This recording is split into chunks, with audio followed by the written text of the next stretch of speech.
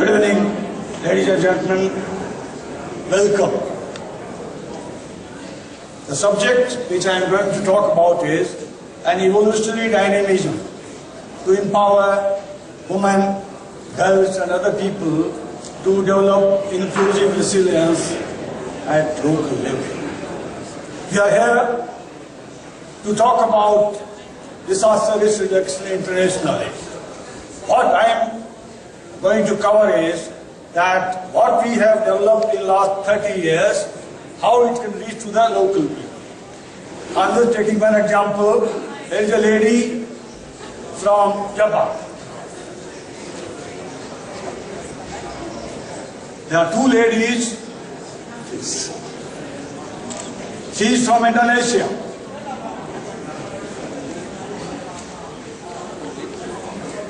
Please come. And South Sudan. that's very interesting. I have got 3 people from international community. My effort here will be how they respond to disasters. We say the whole world is prepared. In the past 30 years, we have faith that we have worked so hard that international community, national governments and local governments and international NGOs have done a good work for disaster risk reduction. But I ask a simple question. Suppose in this building, at this point of time, there is an earthquake. The building is falling. What will be your reaction? I'm counting. 1, 2, 3, 4, 5, 6, 7, 8, 9, 10. No response. No response. Why? There's a lady from Japan, the most vulnerable country, nation in the world. When this building starts falling, what will be your reaction? What will be your response? And somewhere under the table. Now she says she will go under a table. Is there any table around here? So what she will do? Put up a chair. Just. She puts up a chair on her head.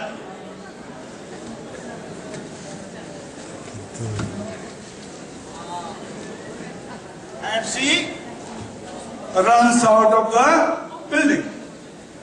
Interesting, no? This is not PowerPoint. This is doing PowerShell. Okay? Now, I got a friend from Indonesia. We have been talking about people, disabled people. Everybody says we have reached to them. We have 70 million people in India who are disabled. 70 million people in India who are disabled. Now, what she should do in such a situation when there is an earthquake at this point of time? Right?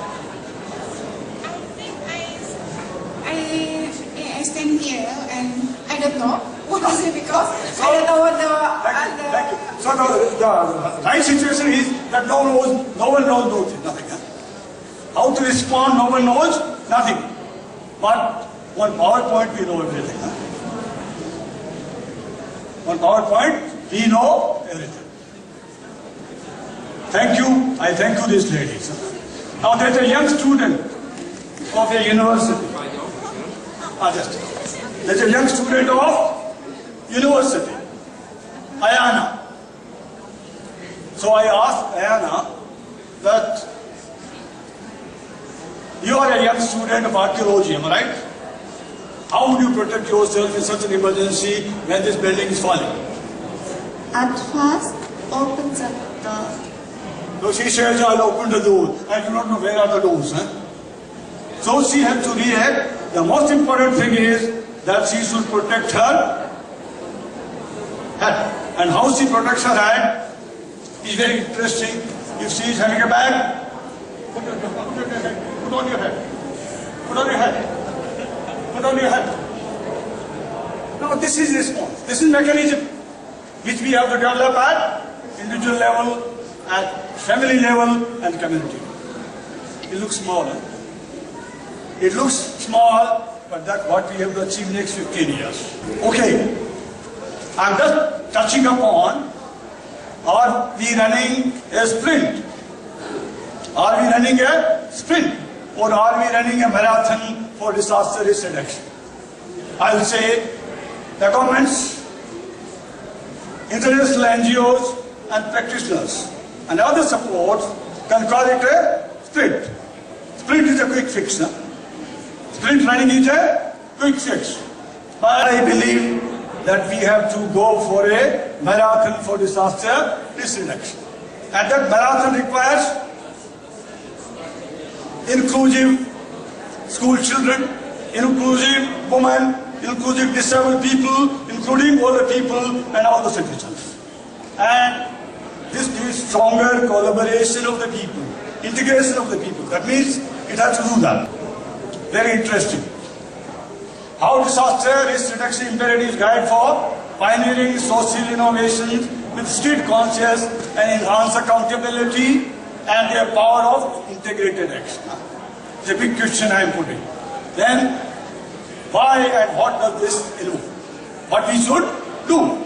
Now you must be thinking that this guy is talking about quite a lot about local action. He's trying to undermine what has been achieved in 30 years. No way I'm not undermining anything. I said, what shows the contribution by UNHCR, what is the contribution by UN, and what is the contribution by national governments is most commendable. It is most commendable. But there is a but. Huh? But it is not enough. It is not enough. We have to go more deeper, and more deeper in our preparation. How this could be achieved? We have given a serious thought how this could be achieved. Number one is make disaster risk reduction bottom upward momentum. Now bottom upward momentum means start preparedness at people's level. Madam, please come here. There's a lady friend from Pakistan. Then I asked her, when there is an earthquake, have you prepared your children and your husband? क्या आपने अपने पति को और बच्चों को तैयार किया है अगर earthquake होगा तो उनको क्या करना चाहिए? बिल्डिंग करने लगो। हाँ, अगर हो जा जी। ओके। इतना वो समझ गए हैं अगर सिलसिला हो जाता है। What she says, put it in your hand. I run of the house. Run of the house and go out. She's getting out of the house. Now this is the response mechanism I am planning. This is the I am planning. A correlation, a co-creation of creative thinking amongst most vulnerable. Who are most vulnerable? The people at the bottom of the ground, who have remained elusive so far about their own role. As she knows her role a bit, but in Japan, Ayana didn't know what she was doing.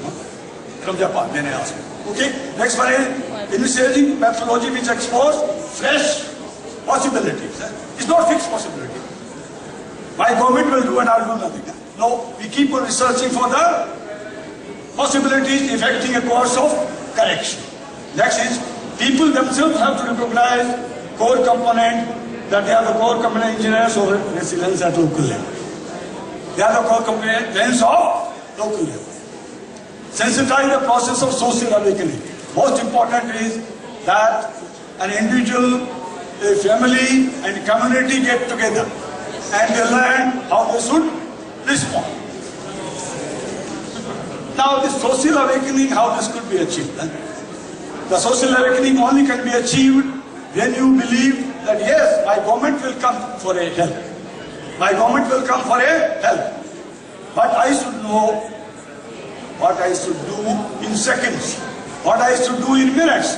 Because life-saving process is you respond in seconds and respond in minutes. And if you do not do, then you have lost your life. If you do not do, you have lost your life. So there is a gap between remaining alive and losing your life. Now, our all friends here coming from international community, there is a bombarded assertiveness we keep an accounting that I have done so much in this project, I have done so much project, and we all are prepared.